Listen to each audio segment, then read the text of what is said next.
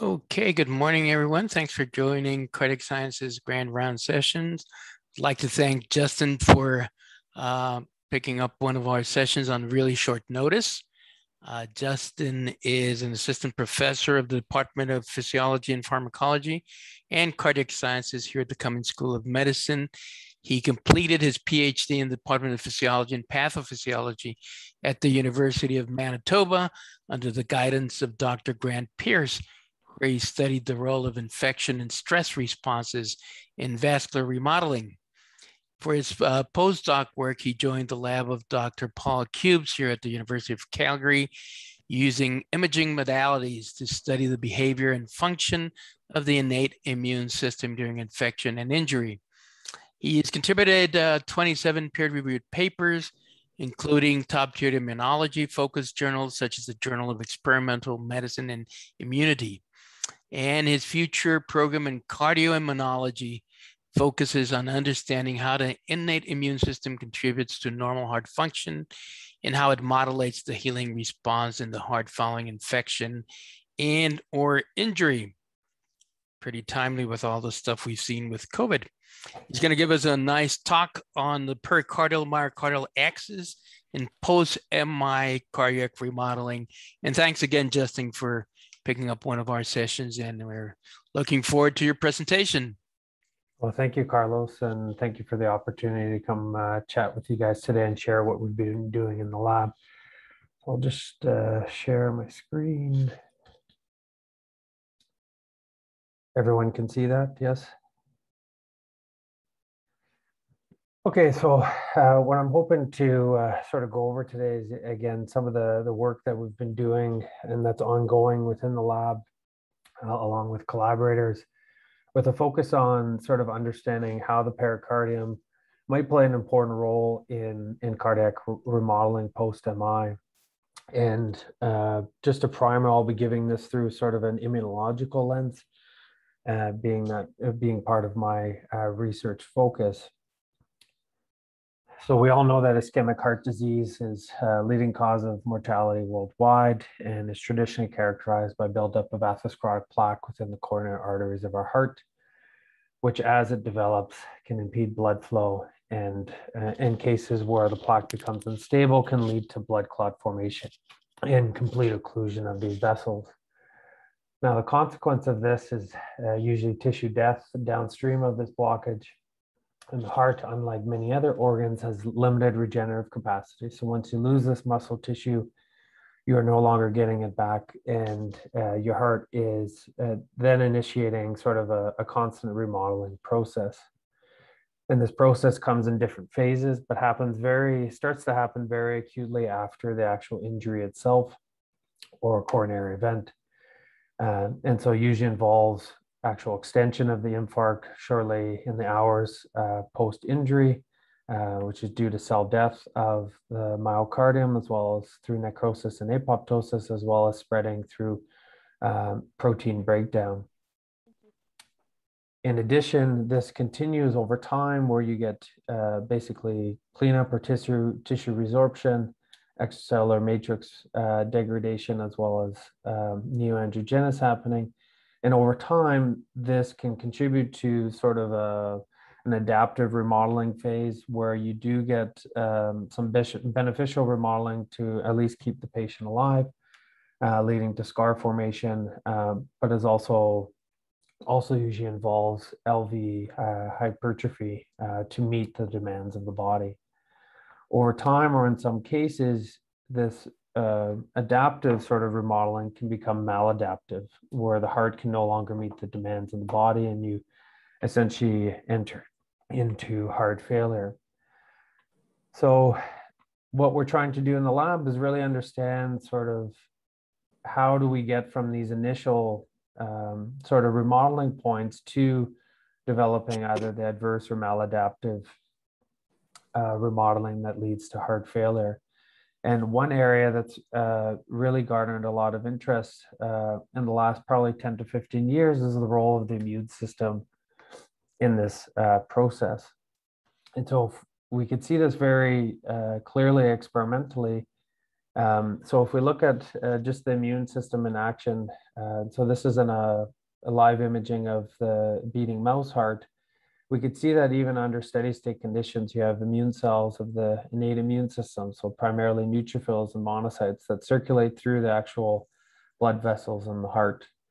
And even if you induce just a very small injury, there's a rapid and robust response of these cells that come out of the circulation and enter into the injury site where they play key roles there. So what we're trying to do is understand sort of what they're doing there and what are the key players in this process.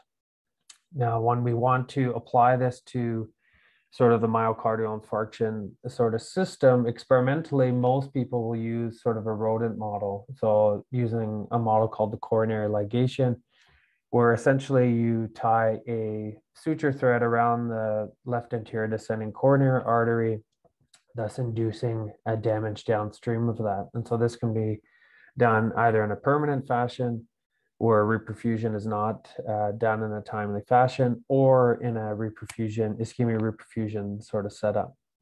And what you end up getting is significant remodeling of particularly the LV, and in some cases, or in a lot of cases, mimics a lot what's seen sort of clinically. So this is used sort of as the workhorse, particularly in the experimental fields, before you move on to, say, pig studies before into patients. And so using these rodent models, the key player that's been sort of acknowledged as being a key modulator of that early remodeling process are cells of the innate immune system called macrophages. And so in the blood, these macrophages start off as circulating monocytes, and they circulate around your blood, as we saw in the video. And in response to injury, these monocytes, along with other immune cells such as neutrophils, basically get recruited into the damaged heart tissue and start to play roles in actually breaking down tissue by releasing proteases and things of that nature, but also taking up the tissue debris and also further promoting the inflammatory sort of cascade, so by releasing more inflammatory cytokines. Now, when monocytes enter into a tissue environment, they can differentiate into a macrophage. And these macrophages have the ability to polarize or change their phenotype depending on their environment. So as the heart starts to heal or turn past this inflammatory phase, these macrophages can then also become reparative in nature and are thought to contribute to angiogenesis, as well as extracellular matrix remodeling and dampening down the inflammatory milieu. So this has been sort of the story up until probably 5-10 years ago, and these were sort of the main driver in this response. But what we now know is that the story is further complicated by what we call tissue resident macrophage. So in each organ of your body is actually populated with macrophages that reside within that tissue under homeostatic conditions. So this, you can go through any organ and basically you'll find them there. And these were typically thought to be monocyte derived and they're constantly replenished. But what we've come to know is that many of these populations are actually seeded during development and are actually maintained locally. And they're thought to play important homeostatic roles. And the heart is no exception with cardiac macrophages present there. And these macrophages are found actually in a high abundance within the cardiac tissue. So this is the mouse cardiac tissue, and we've labeled cardiac macrophages here in green. And what we can see is that they're actually present throughout the actual cardiac tissue. So this is just one slice of it. But basically they interact with the vasculature as well as are interdigitated with the cardiomyocytes. And some groundbreaking studies that have come out in the last few years have shown that these macrophages have important sort of homeostatic effects. So a few years ago, it was shown that these macrophages actually interact directly with cardiomyocytes and can actually help to facilitate or to fine tune electrical conduction in the heart, particularly at the AV node. And then more recently, just last year, it's also been shown that these macrophages are heavily important in actually recycling damaged and old mitochondria that are released from neighboring cardiomyocytes. And without these macrophages, maintaining your heart function is actually altered, as well as your electrical conductivity. So this has sort of changed our concept of where these macrophages potentially come from and how they may contribute to tissue injury. And so the revised view is that you have resident macrophages that are present under these conditions. You induce an MI, you get recruitment of new monocyte-derived macrophage. And at the end of this, during the chronic phase, you get sort of a mixture of both. And in very simplistic terms, these monocyte-derived macrophages that are recruited to the blood are thought to be more pro-fibrotic, so they contribute to more fibrosis, whereas the resident ones are thought to mitigate some of that fibrosis. So a balance between these two has been critical. And so this was the story up until about 2 years ago, before some of our work. And so when I was doing my postdoc, there's another colleague of mine, Jing Wang, who discovered, at least in the liver context, that in addition to monocyte-derived macrophage, is you also can get recruitment of other tissue-resident macrophages. And these are macrophages that reside in the peritoneal cavity, so our serosal cavities of the body, and they express this specific transcription factor, GATA6, that provides them their phenotype. And what you showed is that these macrophages actually can enter from the peritoneal cavity that surrounds the liver and can actually enter in the liver injury and plays a key role there. So if you get rid of them, the liver has delayed healing, and so integral for this process. So I start to think that, well, the heart is also surrounded by a serosal cavity known as the pericardial cavity, which has long been sort of known or associated with sort of more mechanical support as well as lubricating functions around the heart. But if you look carefully in the literature, and it's relatively sparse, is you will find studies that have shown the presence of immune cells within this compartment, in addition to bioactive components, so cytokines as well as growth factors that are present under different conditions. The question is, are these just a result of the cardiac environment basically filtering out into the pericardial space, or can any of these factors actually play a role and communicate with the heart in the reverse sense? And so I want to explore this more experimentally, and the coronary ligation model I had previously presented. What I didn't tell you is that in this conventional method is the parietal pericardium. So the outer layer of the pericardium is actually disrupted. So essentially anything that you would have in there has basically been lost and hasn't been accounted for in the studies to date. And so in collaboration with Daryl Belkey of the cardiovascular physiology core in the Libin, we've actually developed a new coronary ligation model where we actually keep the pericardium intact, and we send the suture wire across the outer pericardium around the LAD and then tie it off. So we can keep a patent pericardial space that we can actually collect and sample at different time points post injury to understand what's going on within that space. And so just comparing these two models together, we wanted to know whether it had any sort of impact on function. So it would lead us to believe that maybe this is something worth pursuing. And so what we showed is inducing the MI, looking 4 weeks out. So we compared disrupted pericardium in gray here and intact pericardium model in blue. What we can see through PV loop assessment on these mice is that we can see actually dramatic improvements in cardiac function, both in relaxation, so end diastolic pressure volume relationship, tau and dP over dt, as well as some, but not all, systolic function measurements, so preload recruitable stroke work, as well as dP over dt max. So indicating at least that the intact pericardium has an impact on maintenance of cardiac function post-MI. So this is quite a crude experiment, I'd have to admit, and then there's likely a lot of factors influencing this. So we wanted to dig in deep and to understand, okay, are there specific components within the pericardium or the pericardial fluid proper that are contributing to this? So trying to get around the whole potential mechanical or loading conditions that may have an effect. So essentially looking at these factors that are found within the pericardial space. And so the first thing we did was, obviously coming from an immune perspective, was to look at immune populations that are present within the cavity. And so we first performed pericardial lavage, which is not trivial in the mouse system. The space is quite small.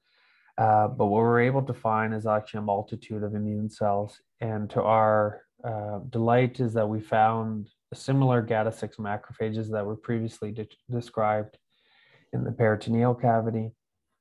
And they make up the large majority of the cells in there. So they're the most abundant single cell type within the mouse pericardial cavity. And we took this one step further and actually compared these pericardial macrophage to other macrophages within the pleura as well as on the peritoneal, and subsequently also compared them to the tissue resident macrophages within the heart. And so this is an RNA-seq experiment where we've looked at full transcriptome analysis of these isolated cells. And what I hope you can appreciate is that the pattern that you see with the pericardial macrophage actually mimics what we see with the pleural and the peritoneal macrophages, and is actually dramatically different with the expression pattern we see with the cardiac macrophage.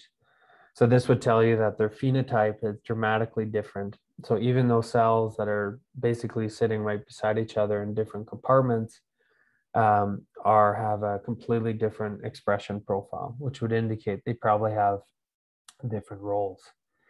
So this is all fine that we show this in the mouse, but does it have any relevance to the clinical context? And so at this time, I sort of reached out to Paul Fedak, who had been doing some more sort of translational work, and I asked him whether he'd be interested in looking at this in some of his patients. And so he sort of linked me up with his PhD student and cardiac surgery resident, Dr. Ali Fateh Hassanabad.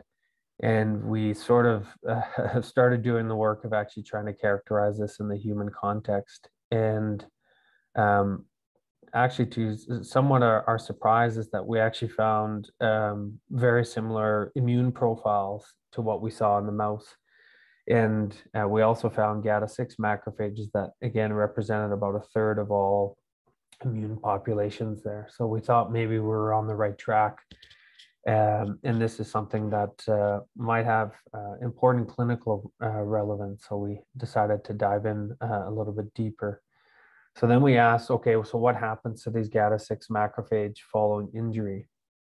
And what we found is when we induce the MI, again with the intact pericardium model in the mouse system, is we see very early a disappearance of these cells. So they're no longer found within the pericardial space, and they seem to rebound. The population seems to start to rebound at a later time point. So does this also happen within the patient context? So again, collaborating with Lee, we decided to sort of look at patients in sort of two different groups. So these are patients undergoing cardiac surgery where we're collecting the pericardial fluid, and we've basically split them up into two main groups. So a non-ACS group, so these would be isolated valve cases, so either repair or replacement. And we're comparing these to an ACS group. So these are all CABG patients and limited to unstable angina, NSTEMI, and STEMI diagnosis. And these are isolated cases, so they're not a combined valve sort of combo. And what we did is, obviously we can't dictate when we actually collect fluid after the patient has suffered their event. And so what we did is we stratified the patients we did collect based on days the fluid was collected, or days after the event when the surgery actually occurs. And so we're able to look very early in the early inflammatory phase, so within the first 3 days, the proliferative phase, which is days 3 to 14, and then beyond that is the maturation phase, which is more reparative or long-term chronic condition. And what we found is actually very similar patterns to what we saw in the mouse. So in GATA6 macrophage, very early in the first few days, you actually see a decrease in these cells or disappearance of these cells, with a rebound as you move further out after the acute event. And just to compare it to two other populations that are heavily populated within this environment, that didn't show any differences between these groups. So there's something that's happening with these GATA6 macrophages that is likely important. So pursuing this further, we had the hypothesis that these cells can actually move into the heart and may be able to be recruited in there, similar to what we had previously seen in the liver context. And so for this, we went to some imaging where we used reporter systems where we can tag these macrophages with fluorescent proteins. And so you can see under baseline condition, if we take a snapshot of the epicardial surface of the heart, so the large majority of it, and then a zoomed in image, you can see the odd macrophage that interacts actively with the pericardium. If you compare this to a heart that's been has received an MI, what you can see is a massive sort of recruitment and coating of the epicardial surface with these macrophages.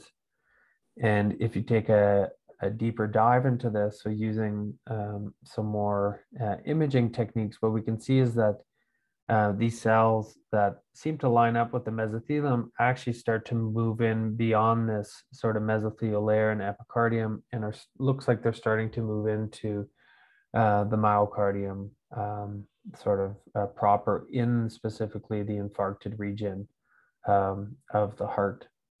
And so right now we're designing ways to track these even further to see if they further integrate into the tissue. And this is sort of ongoing work. So we know they're present within the cavity. We know they're disappearing and sort of relocating to some extent within the heart. The ultimate question is, do they have any sort of impact on cardiac function? And so what we did for this is we used a sort of a genetic approach where we're able to deplete these GATA6 macrophages specifically. So we get rid of about 75% of them within the cavity. And we compare this to a littermate control. And so when we do this, we already see trends with more severe drops in ejection fraction when you're comparing the knockout to the wild type condition. And if you look at PV loop assessment to compare more closely with the disrupted pericardium and intact pericardium comparison I previously had, what we see is one of the major hits that we saw was that in the absence of these pericardial macrophage, you actually see development of a stiffer heart. And we're also seeing some trends in some of the systolic function parameters. So we're not fully recreating what we're seeing between the disrupted and intact pericardium models, but this is getting rid of one single cell while keeping the environment the same. And we're still able to initiate some of these events. So that tells you that these cells do have an important role in the actual myocardium proper. So because cardiac stiffness was a key readout that we had seen, we then pursued whether this was due to changes in actually fibrotic development within these hearts. And so we first looked more overtly or globally at fibrosis within these hearts. And what we can see is that the LV wall is heavily fibrosed in this model, but not major differences on the level of fibrosis on the outer wall.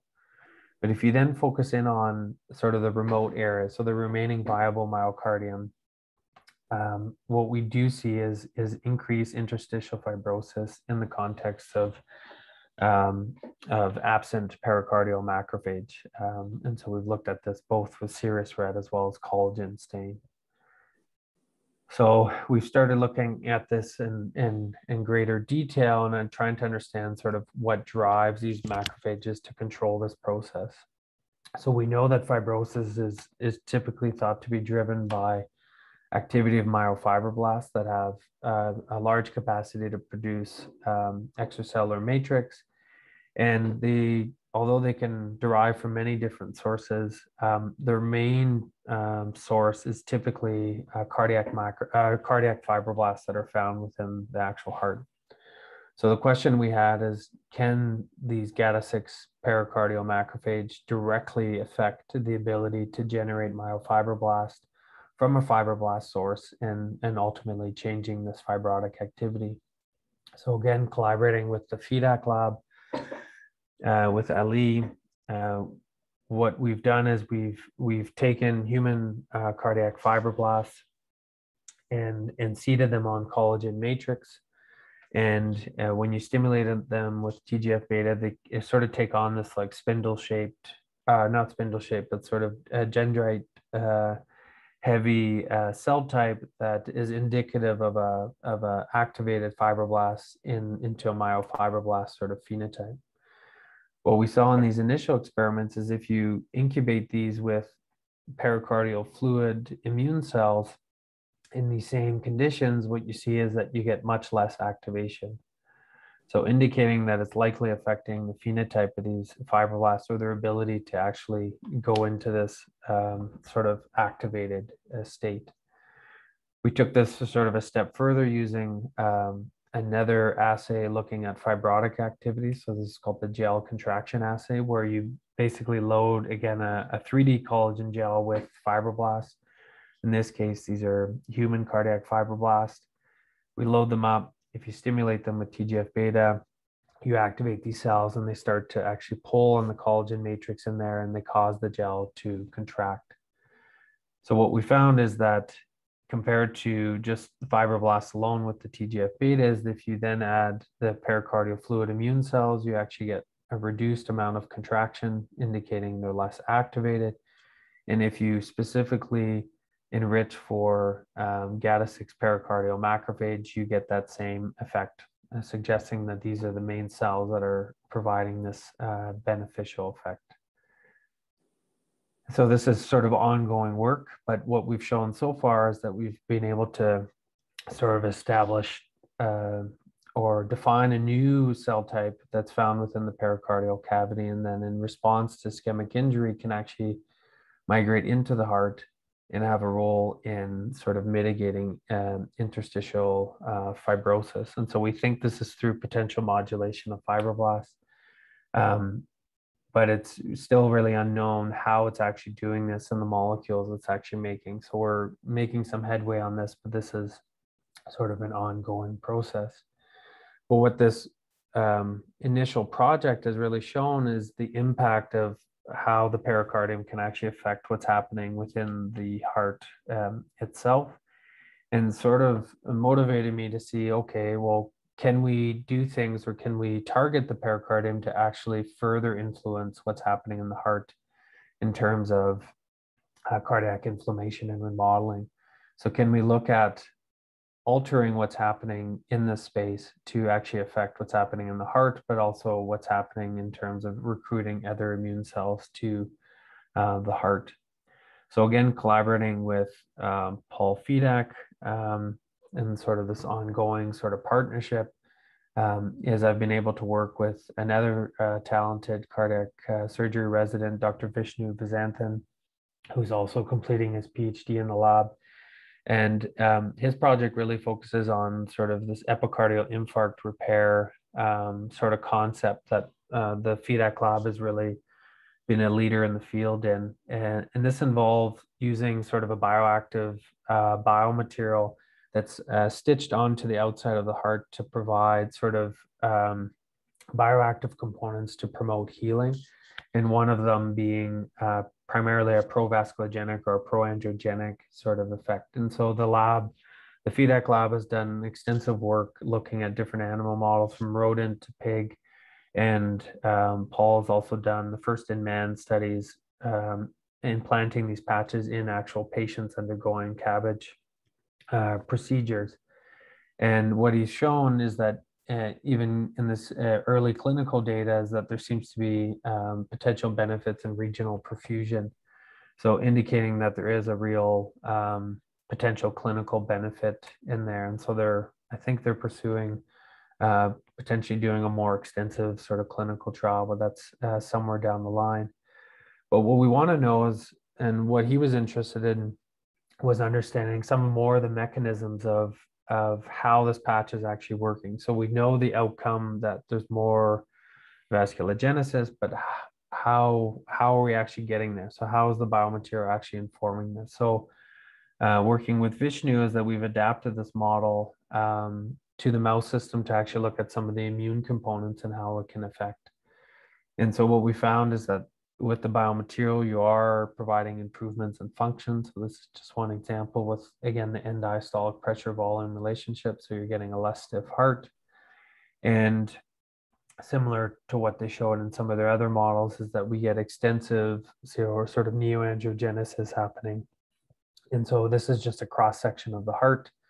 You can see the sort of the hollow region here. That's actually the biomaterial that doesn't stain for any of these markers, but it's surrounded, what I hope you can see is surrounded by a halo of green. And this green is actually new vasculature that's actually developing as a result of this implantation.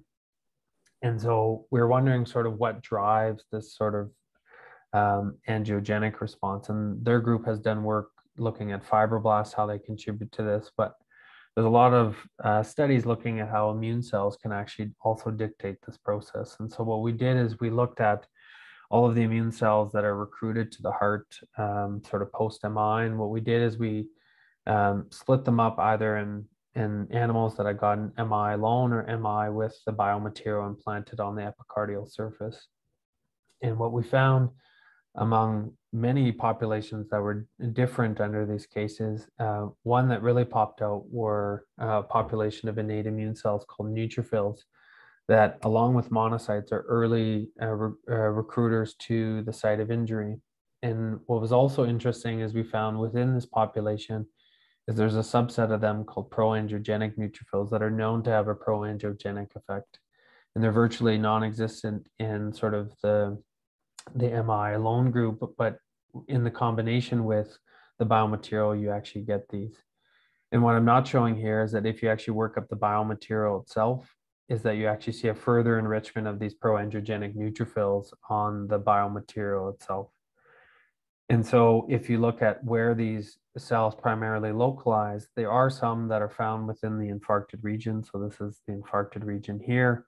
But if we zoom in, we see that there's an enrichment of these cells along the actual biomaterial border, coinciding exactly with those proangiogenic effects. And if you take a more live look at this and actually look at these cells in action, so here's the biomaterial in white and the green are these neutrophils, is that you can see that many of these cells are actually actively sort of migrating across and directly actively sort of interacting with the biomaterial itself. And so we're sort of trying to understand sort of what are the factors that are being made by these neutrophils. So we know that they're heavy in MMP9, which is known to be very proangiogenic. And so we're going to be testing this more regionally to see if they're enhancing this vasculogenesis through an MMP9 sort of activity. But what this shows you is that by targeting sort of the pericardial space, by implanting this patch on the epicardium, is that we are in fact having an effect on what's happening within the myocardium itself. And so the one drawback of this epicardial infarct repair is that there's some limitations on the patients you can potentially implant it on unless you go to more minimally invasive procedures, but essentially it's for patients that are undergoing open heart surgery where you can have a proper access. But then we started to think about, well, what if we could deliver the biomaterial in a different form within the pericardial space alone? So this is some preliminary work that we've been doing where we've actually taken sort of a micronized version of this biomaterial and actually started to inject it into the pericardial space and combining this with our intact pericardial infarct model. And what we've seen thus far, it's still early days, but what we've seen is we're able to mimic some of the functional benefits we see with the epicardial implantation of the patch. So if you just inject it into the pericardial space, we're already starting to see benefits in less LV stiffness And we're pursuing currently how it's affecting the immune response, not only in the myocardium, but also in the pericardial space. And early studies have shown that it can have some pretty dramatic effects. So we're trying to tease that out right now. But it gives us some optimism on maybe being able to help a larger or broader group of patients that are potentially getting a PCI intervention and may be able to be eligible for this type of therapy. Obviously, this is early days, but exciting nonetheless. And so what I hope I've shown you here over this presentation is the potential impact the pericardial cavity and potentially targeting it can have on the heart, and particularly the injured heart. So whether it be the cells or molecules that are found within the pericardial space under steady state or disease conditions, or alternatively adding exogenous components that can affect this environment. And so what the hope is that by further understanding some of these mechanisms and how this communication actually occurs, we could potentially develop new, in my case, more immunotherapies that target the pericardium and that can hopefully sort of prevent or delay that onset of adverse remodeling that happens in the heart post-MI. So with that, I'll just like to thank the people that have obviously contributed to the work. So the people in my lab, Jameson, Brian, as well as the FEDAC lab have over time become more closely aligned with common interests. So Daryl Belkey, Ali, Vishnu, and Gochi, as well as all their members at large. Obviously the Coops lab, where a lot of this work initiated in and has served as a good jumping off point for my own lab. And of course, collaborators, Georg Weber at University Klinikum Erlangen, John O'Shea at NIH, and as well as locally here, Karen Poon and the Nicole Perkins Communities Core. And I would be happy to take questions. Thanks, Justin. That was fascinating, actually. Love the images. I don't know if you were around for Dr. Epstein's rounds a couple of weeks ago. I was not, unfortunately. Okay, so you know he's working on NK cells that kind of are the downstream pathway for all this inflammation. Yeah. Do you think inhibiting NK cells would have any role here on the pericardium? So I mean, I've simplified it to, I guess, basically my interest in macrophages and the innate immune system. NK cells are also part of the innate immune system. So basically, probably every immune cell of the body will have some impact on this. So NK cells might be involved. So we did see in our human pericardial fluid samples is that we do see two populations of NK cells that are present under different conditions. So what are they doing and whether they're also able to migrate into the heart, we don't really know. But these are something, although we're focused primarily on macrophages in the context of the pericardium at the moment, we're not counting out these other cells. So I think there's way more to explore. Understanding these immune populations within the context of the pericardium is really, I think it's in its infancy, and how they react. Obviously, NK cells, particularly because they can be large sources of a lot of factors that really promote inflammation. And cause a lot of damage. So there actually might be a lot of relevance in pericarditis in particular, but definitely in the myocardium proper, they will have a role. What the connection between the pericardium and that are still to be determined. So the other thing I heard you mention was MMP9, and I don't know if you're familiar with that or not, but we did some studies in Chagas cardiomyopathy in which we showed that actually MMP2 and 9 we're very closely related with the fibrosis and the promotion and the progression of cardiomyopathy and Chagas, which is a pretty much chronic inflammatory sort of inflammation. So would just targeting MMP2 and 9 be suffice? So I don't know. I think it depends on the timing of it, and it depends on the disease context. So if in the case of Chagas, you have sort of a continuous sort of activation of that, that obviously could be a way to target it to sort of dampen things down and maybe have less remodeling or adverse remodeling. But what we've seen so far is strategies that have targeted just a simple mechanism usually haven't been enough to have a sustained function. So usually you probably need a multi-pronged approach.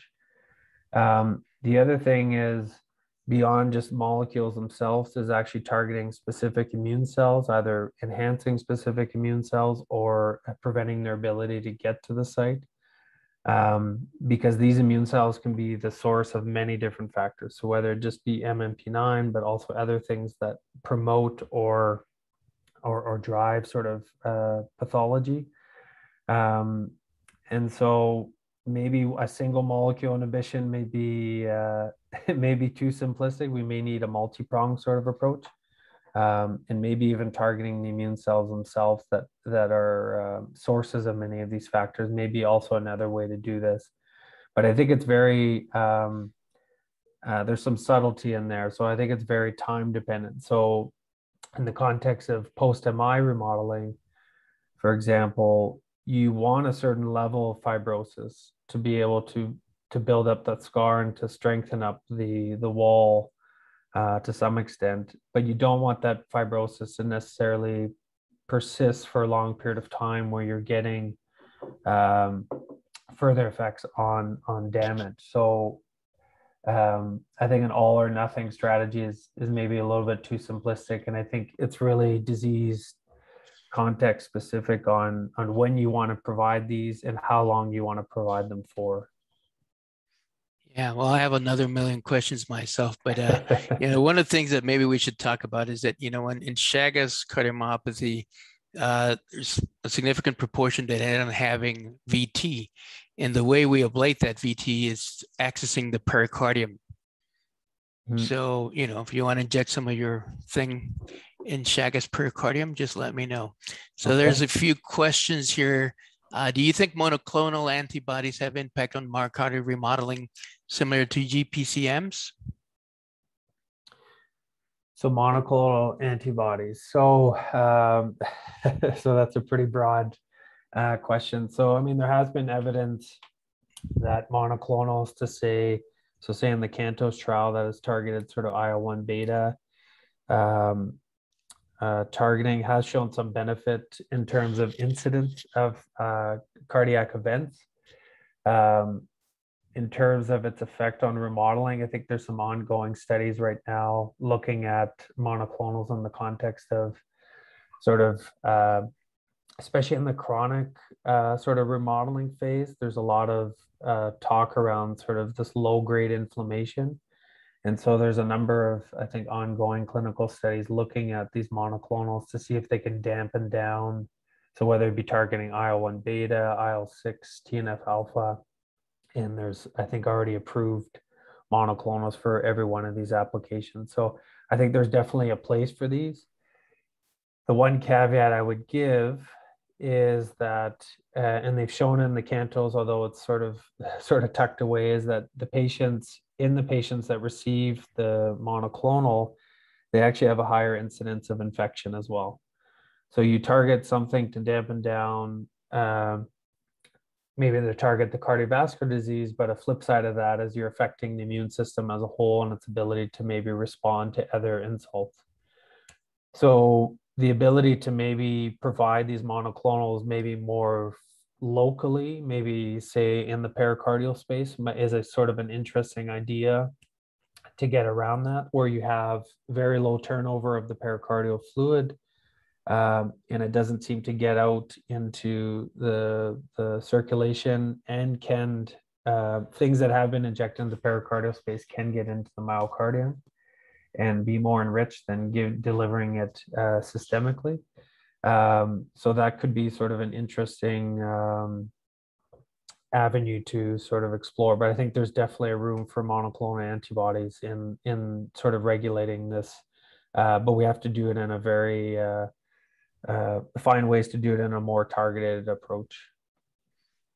Okay, so Dr. Howlett thinks that you gave an excellent and provoking talk, and he's wondering if some of these mechanisms may be downstream to neurohormonal activation following injury in humans, or any evidence in animal models for this approach to be tested in addition to typical medical therapies like beta blockers, aldosterone, et cetera, and whether you're planning to do that. And Todd Anderson has a question following that. Okay. So sort of the, if I understand the question, sort of the sort of neuroregulation of the immune response, I guess. So this has been sort of a hot topic and has really become at the forefront of the immunology world, is the ability of, or the interaction between sort of neural input in actually regulating how the immune response works. So I haven't looked at that yet. It's something I'm interested in, but I think there will definitely be interplay between those two, particularly in the context of post-injury and sort of how this proceeds. Now, whether these neurohormonal sort of regulation is different in the pericardial space and in the myocardium itself, there's probably differences there, but yeah, it's on my radar, but I haven't, we're taking small steps at the moment. So I guess, way back when I was a physiologist, we did some models in which we looked, because you're doing some transmural myocardial infarction. So there's differential innervation between sympathetic, endo, and epicardial, as well as vagal. And, vagal modulation. So what we were trying to do way back then was trying to modulate the vagal to A, increase angiogenesis, and B, decrease inflammation. So those can be. So Todd. Hey, Justin, nice talk. Nice to see you. So some recent clinical trials in both chronic and acute coronary syndromes / MI have shown benefit for colchicine. And so this has led to the approval of colchicine as an adjunct therapy infarction with pretty striking reduction in events. So I guess my question for you is there anything to suggest in the mechanism of action of colchicine as an anti-inflammatory that the pathways you discussed today could be at play with that particular therapy?